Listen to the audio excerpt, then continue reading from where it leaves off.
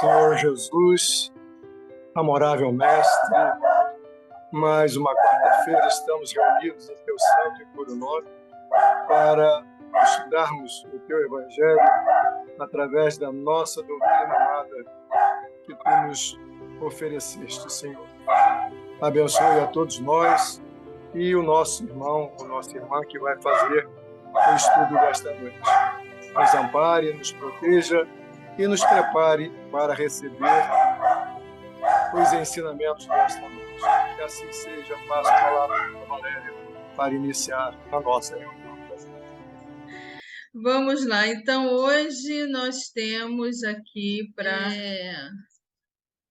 Eu gosto sempre de fazer uma etimologia das palavras, né? Que eu acho interessante a gente saber como é que, da onde que a palavra veio, isso é um pouco meu. Então, vamos lá. A origem da palavra igreja até me surpreendeu, que eu não sabia. Ela é uma palavra que tem origem grega, né? Ela vem do grego. Ela quer dizer chamados para fora, convocados para fora. E ela tem origem lá no século VI antes de Cristo, quando surge a questão da democracia na Grécia, né? O governo do povo, lá em Atenas, quando as pessoas eram convocadas para sair das suas casas e irem para as praças para poder decidirem, né, a questão da administração da cidade, da política da cidade. Então, a palavra igreja quer dizer isso em grego, na sua origem grega, convocados para fora, chamados para fora. Então, eram chamados para fora das suas casas para ir para as praças deliberar as situações, né, de administração da cidade. Ela vem ser traduzida para o português como assembleia, como congregação, como reunião. Ela, no sentido bíblico, ela designa reunião do povo de Deus, e aí vem o termo de igreja de Deus. Vai progredindo essa questão de assembleia, de reunião, e aí trazendo o sentido bíblico, reunião do povo de Deus, igreja de Deus.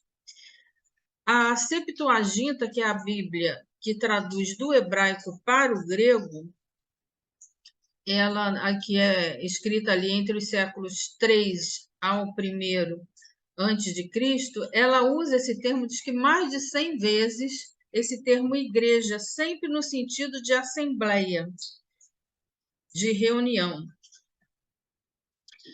Ela vai aparecer no Novo Testamento pela primeira vez em Mateus, no capítulo 16, versículo 18, naquele evento da confissão de Pedro, quando Jesus pergunta: quem dizem os homens que eu sou? E aí uns dizem que é João Batista, Elias, isso.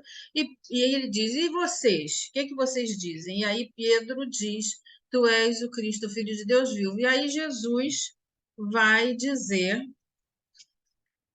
pois também eu, né? Está aqui em cima aqui para mim, pera lá. Vos digo que tu és Pedro, e sobre esta pedra edificarei a minha igreja, e as portas do inferno não prevalecerão contra ela.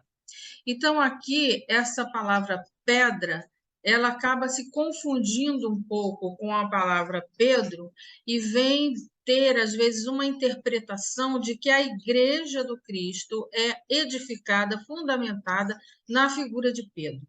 O nosso codificador vem esclarecer isso lá na Gênesis, dizendo o seguinte, que o texto evangélico ele reflete que a construção do cristianismo não está assentada na pessoa de Simão Pedro, propriamente dita, mas na pedra, no sentido de revelação ou de fundamento espiritual que não se ergue da falibilidade dos conceitos humanos, mas da fé raciocinada, alicerce dos planos imortais da própria revelação de Jesus.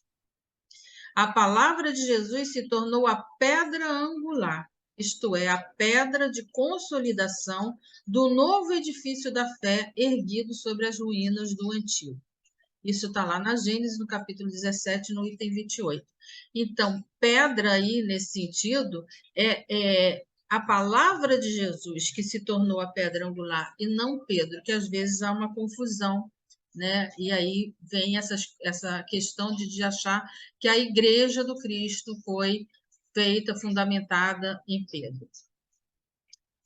As primeiras organizações das comunidades cristãs vinham a liderança, ela era centrada na figura dos presbíteros, anciãos e diáconos. Eram essas as nomenclaturas que se usavam, né? Então, as assembleias pelos presbíteros, lideradas, né, por eles. No Concílio de Nicéia de 325, já aparece a palavra dos bispos, né? Já se vê a liderança maior dos bispos liderando os presbíteros. E no Concílio de Constantinopla, em 381, aí vem a palavra Igreja de Cristo, que é tida como una, santa, católica e apostólica, que a gente vê 4 características que Vinícius vai usar no texto dele, mais ou menos dentro desses conceitos também, mas trazendo um pouco mais para a nossa realidade de doutrina espírita, né? Historicamente, então, nasce com o protestantismo, evoluindo na história, o protestantismo vem aí trazendo a igreja protestante. Então, a gente já vê outro termo de igreja. Então, passa a ser igreja protestante, aquela que protestava por várias questões, né, da época. Então, e mais para frente ainda, evoluindo, o termo passa a descrever comunidade, não só a comunidade religiosa como igreja, mas também os edifícios, os templos que eram edificados passam a ser chamados também de igrejas. Então, tendo esse adendo, né, a gente entra agora no texto de Vinícius. Ele começa o seu texto com uma frase do Evangelho, que está lá em Mateus e em Lucas, quando Jesus diz que onde se encontrarem 2 ou 3 reunidos em meu nome, aí estarei eu no meio deles. E aí Vinícius diz: eis como Jesus descreveu a sua igreja na divina simplicidade que a caracteriza. Ela é universal, ela não tem chefe na terra, ela é viva, ela independe de templos de pedras. Vamos ver cada uma dessas características. Qual é o sentido da universalidade? A universalidade é a característica do que é considerado válido e relevante em todo o mundo. Então, uma coisa que é válida, que é relevante, num sentido global, tem esse alcance global. Ela é atemporal, ou seja, ela vai persistir além dos anos, ela não é de um tempo específico. Esse é o conceito de universalidade. E reconhece a diversidade, pois ser reconhecido ou validado mundialmente não significa que as diferentes culturas e formas de ver o mundo deixem de existir. Então, Vinícius traz que Jesus coloca a igreja com esse sentido de universalidade. A outra característica que ele traz é que Jesus é o chefe da igreja. A igreja em si, ela não tem um chefe específico. A gente tem coordenações, né? Porque estamos num mundo de expiações e provas e a gente precisa de coordenação. A gente precisa de organização. Isso é uma coisa que é uma necessidade quase, né, do mundo material. Mas chefe é Jesus. É ele que a gente, inclusive, né, ele diz, a gente aquele que a presença que a gente implora o tempo todo, né? Outra característica é que ela é viva. A Igreja de Cristo é uma igreja viva, porque ela resulta da comunhão espiritual dos crentes irmanados na mesma fé. Eu trouxe aqui até uma figura, né, da nossa casa de reunião antiga, mas que mostra, então, que a igreja viva, e aqui eu já coloco o sentido que a gente tem que interpretar, que viva não quer dizer encarnados, mas viva quer dizer ser vivo. E o espírito é imortal.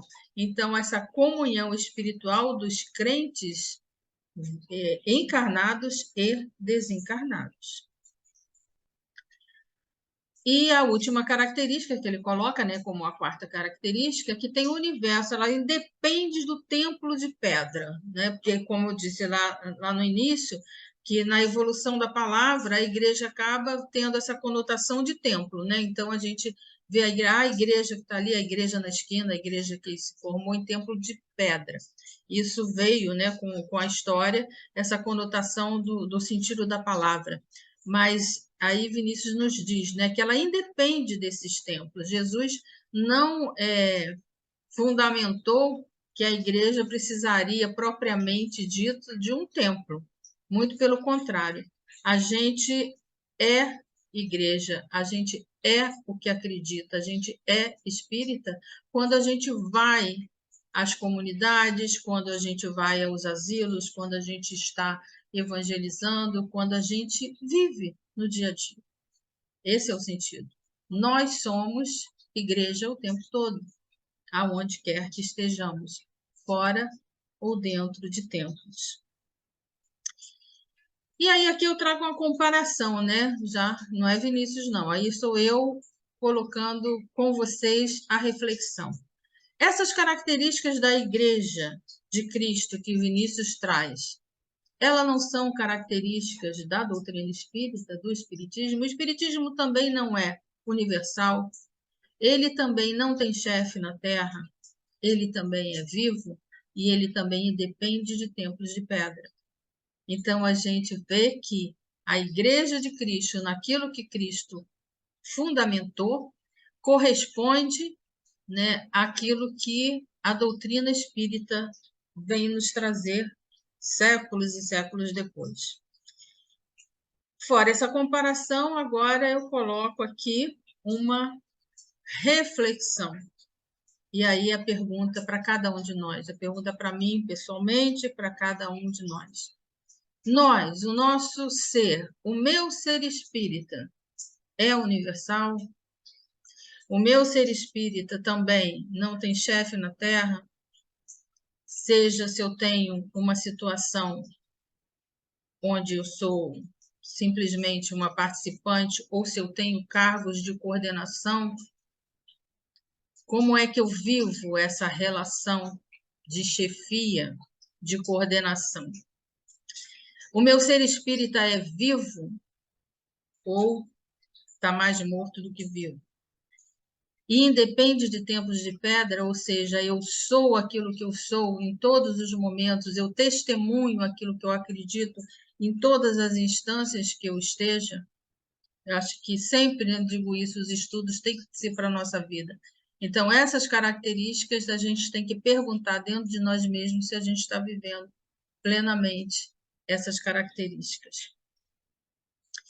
E Vinícius continua dizendo que, quanto ao seu objetivo, né, da Igreja Viva, não é o domínio do mundo, no sentido de dominar, de colocar tudo abaixo de si, né? Não é esse o objetivo. Por isso, o reino de Deus não é deste plano. Isso Jesus mesmo nos falou no Evangelho. Ele não pretende posições de relevo ou destaque na sociedade terrena. Não é essa a finalidade da igreja, do nosso ser, né? Ter posição, ter status. A finalidade é tornar o homem livre por meio da iluminação interior. Então, a Igreja Viva quer nos tornar pessoas livres, pessoas que são autoras, né, das suas atitudes, responsáveis das suas atitudes e que irradiem aquilo que acredita. O reino não é deste plano, porque onde há, pois, o Espírito do Cristo, aí há liberdade. Então, Vinícius já vem trazendo essa conotação de que a Igreja Viva do Cristo quer fazer de nós pessoas livres, onde a gente pode usar o nosso livre-arbítrio, né, para optar. A gente tem que ser aquilo que acreditamos, mas aquilo que escolhemos. Por que queremos? Porque é nossa vontade e não por imposição. Sua influência reformadora verifica-se no indivíduo. A força da igreja cristã se exerce no recôndito das almas. Olha lá, está dentro de nós, lá no âmago, né? Age no recesso dos corações, purificando os sentimentos e plasmando os caracteres. Vinícius vai fazendo toda essa reflexão de que a igreja tem que começar dentro de nós, modificando o nosso ser, fazendo com que a gente consiga enxergar além do que as coisas aparentam. Seu culto é interno da natureza toda espiritual. Nada tem de comum com o exibicionismo, com as exterioridades gentílicas. Então, não é o aparecer, não é se colocar na frente, não é para todo mundo ver, não é para fazer exibição e simplesmente para se mostrar gentil para as pessoas. Não é isso. Sua obra é silenciosa e construtiva. Não explode em ruidosas manifestações, não precisa muito barulho, né, para fazer a caridade. Ela remodela, transforma e aperfeiçoa o espírito. É uma caminhada que se vai fazendo para que essa igreja que está dentro de mim, ela vai se construindo dentro de mim, ela vai desabrochando dentro de mim e ela vai transformando o meu ser, o meu espírito cada vez mais. A igreja viva, ele diz, Vinícius, ninguém poderá dizer sobre a igreja de Jesus: ei-la acolá, vede a sua pompa e o seu fastígio. Por isso que os esplendores de sua luz estão no interior do homem, cuja razão ela ilumina e cuja consciência santifica. Tais são as características inconfundíveis da igreja cristã, revelados hoje pelos Espíritos do Senhor, que são as virtudes do céu. Quem tiver olhos de ver, veja. Jesus falava muito sobre essa questão de ver, né? Quem tem olhos de ver, quem tem ouvidos de ouvir. Os olhos, os nossos olhos, são órgãos muito, muito complexos, órgãos que têm uma capacidade enorme para exercer essa codificação daquilo que está na sua frente, de mandar as mensagens para o cérebro reconhecer, enviar novamente, e você conseguir ver o que está à sua frente. É um órgão muito complexo. E muitas vezes a gente olha e não vê exatamente o que está ali. Ou enxergamos partes, ou enxergamos aquilo que queremos. Eu trago aqui essa figura, por exemplo. O que nós estamos vendo? O que nos chama a atenção? Uns pode ser que estão vendo o cobertor, outros estão vendo os cartazes na parede, outros estão vendo um senhor andando de costa, ou um monte de gente deitado na rua. Uns podem estar vendo a miséria, outros podem estar vendo a sujeira, podem estar vendo uma coisa feia, que denigra a cidade, que suja tudo, que faz mal. E também podemos ver o nosso irmão. Então, ter olhos de ver, quando Jesus fala isso, é realmente muito complexo. Será que eu vejo aqui o Cristo? Será que eu vejo aqui o meu irmão passando fome? O meu irmão que não tem a mesma possibilidade que eu? E por que isso? E se essa sociedade é justa? Então, há muitas coisas que os nossos olhos vão ver ou não, dependendo da igreja que somos.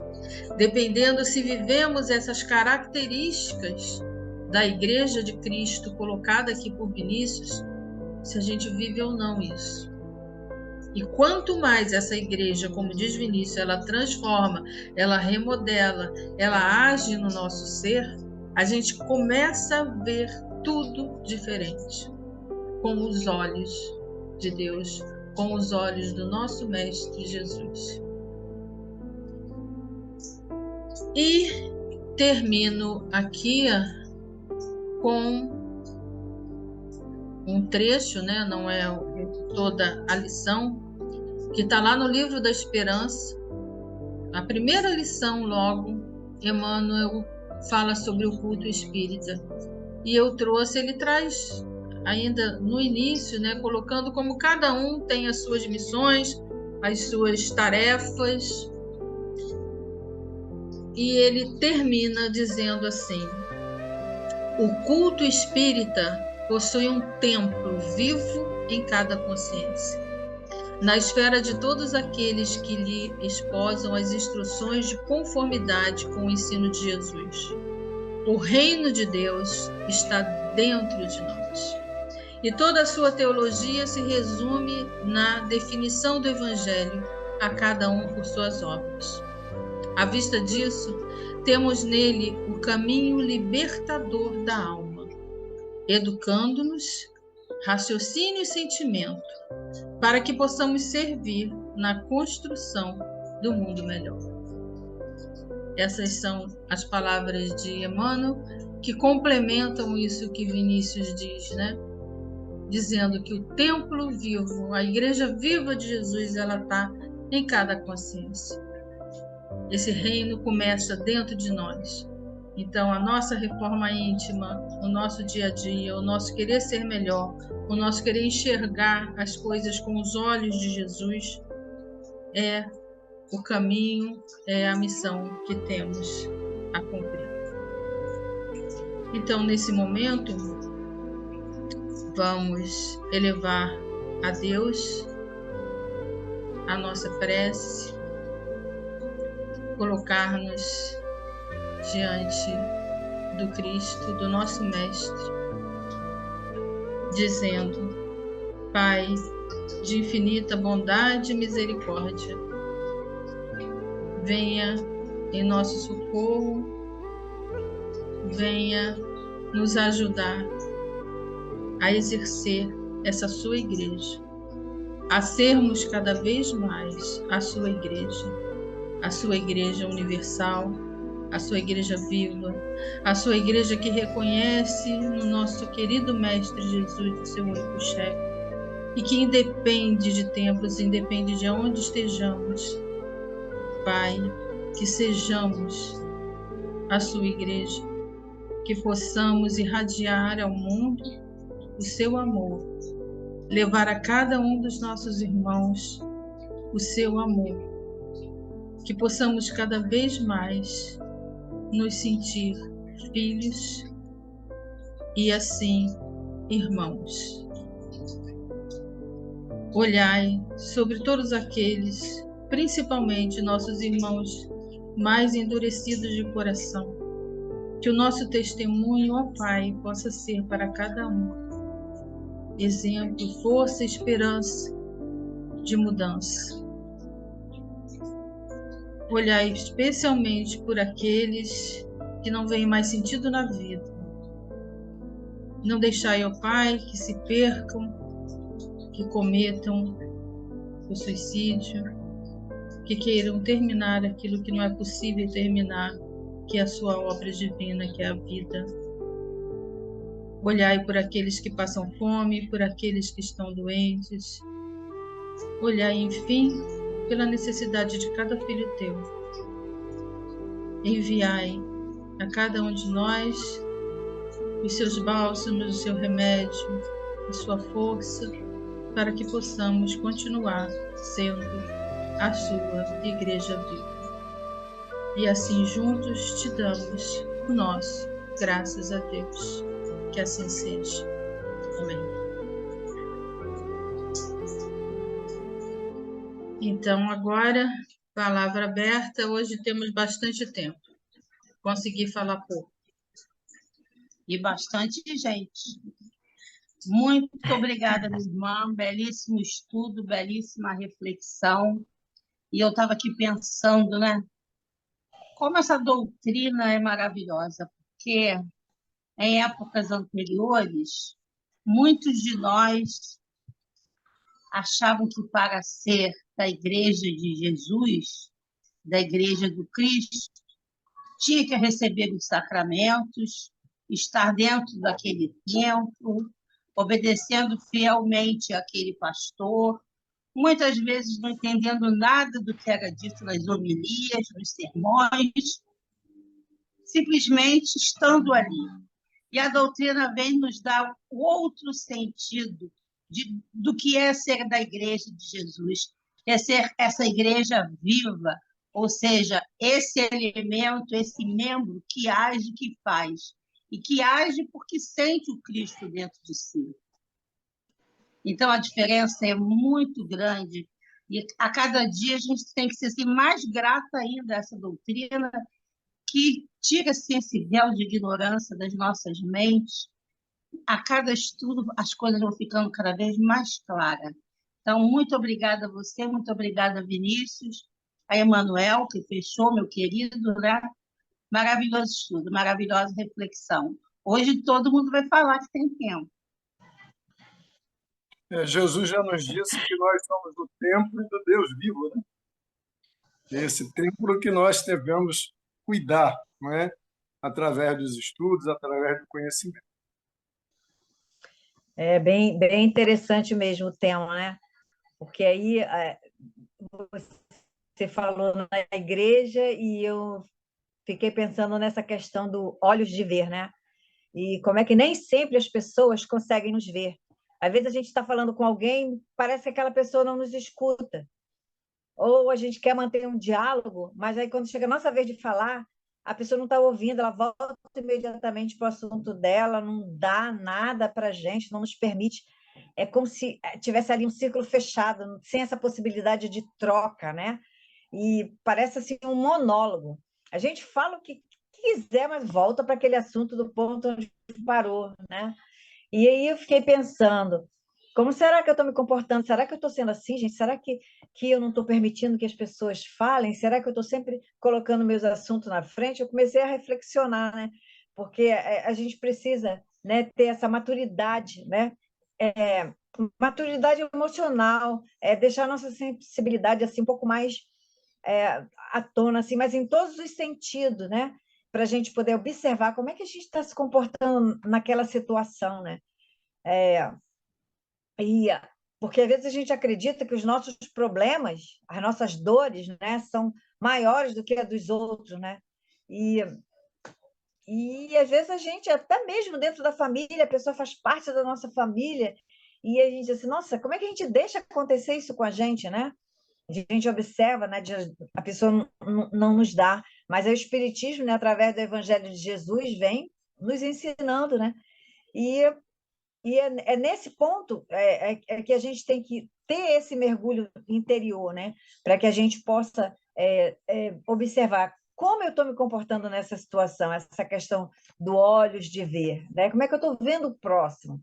Será que eu estou permitindo que ele perceba que eu realmente estou ali presente? Tá?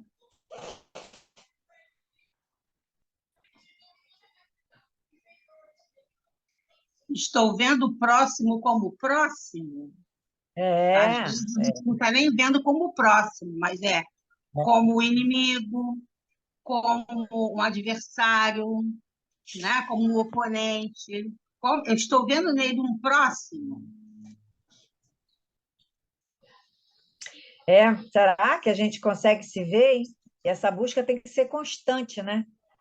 Tem que ser constante, porque muito a gente fala assim, do outro, né? O outro precisa ter olhos de ver, precisa enxergar, quando na verdade esse outro somos nós mesmos que temos que estar aí atento, né?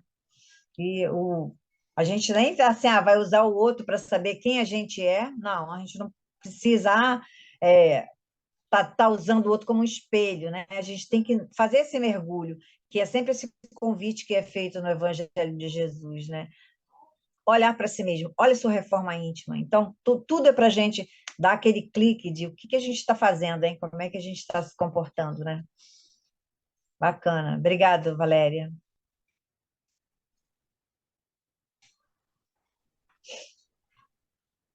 E aí? E aí, alguém mais quer falar alguma coisa? Quando eu trouxe aquela foto, justamente porque às vezes a gente vê isso, né? Principalmente nessas pessoas em situação de rua, elas são vistas como está incomodando, né? É a sujeira da cidade. ou são os Elas não são drogados. vistas. Elas não são vistas. É. E Não, quando não se vista, vê pessoas. e Se quando vê uma vista, situação de sujeira, né? sim. E de respeito, não se vê pessoas. Elas não são vistas. Eles são os grandes anônimos da sociedade. São os excluídos, né? E quando são vistas nesse sentido, até de serem expulsos, né, dali, porque está incomodando, porque está sujando, né? Uma pessoa uma vez falou Acho assim, que a Neide quer falar. fala, Apareceu ela aqui Inês. para mim. Não, eu fiquei pensando numa frase que aqui logo no início, né, quando o Vinícius fala igreja viva, né, quando resulta na comunhão espiritual dos crentes emanados da mesma fé, e aí fala da questão, né, a Valéria falou muito sobre isso, da questão que não precisa do tempo, não precisa da pedra, né, não precisa das paredes. Aí você botou essa foto em relação ao pessoal em situação de rua.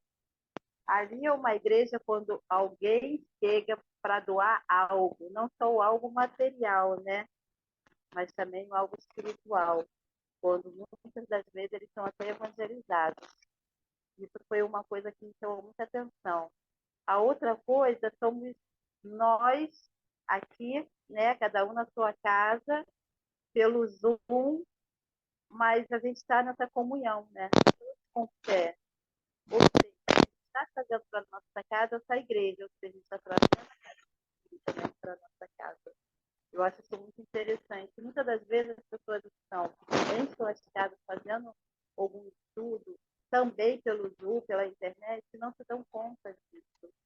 E nesse momento, né, estamos todos nós, ou seja, eu acredito nisso, né? Se a gente está num propósito ali de tudo, nós estamos com os mesmos ideais que são os ideais de Jesus. Foi isso que me chamou assim, a atenção.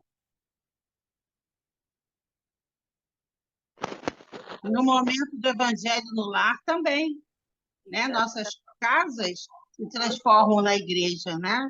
Realmente a gente não precisa das quatro paredes. Muito bem lembrado.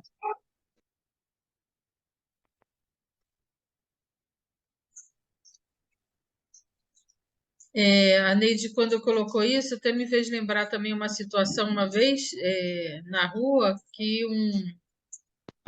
um trabalho que a gente faz, né? Então, o senhor começou a contar, né, a experiência dele e um outro que estava oferecendo trabalho, mas trabalho assim, ele trabalhava em troca de poder dormir lá à noite, e ele me pedindo conselho, o que que eu achava ou não.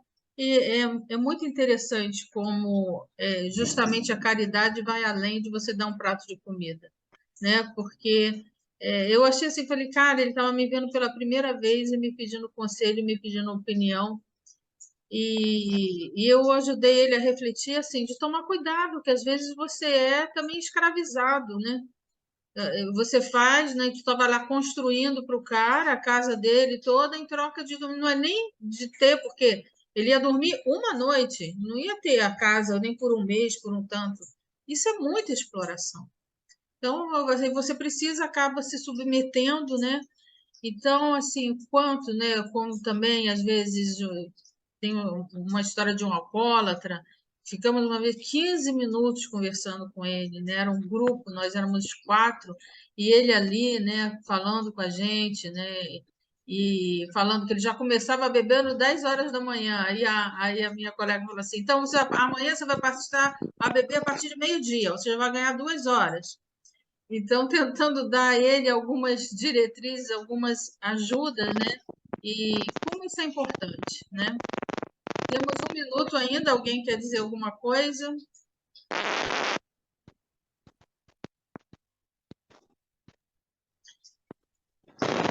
Então, ficamos aí com a reflexão que sejamos essa igreja viva o tempo todo.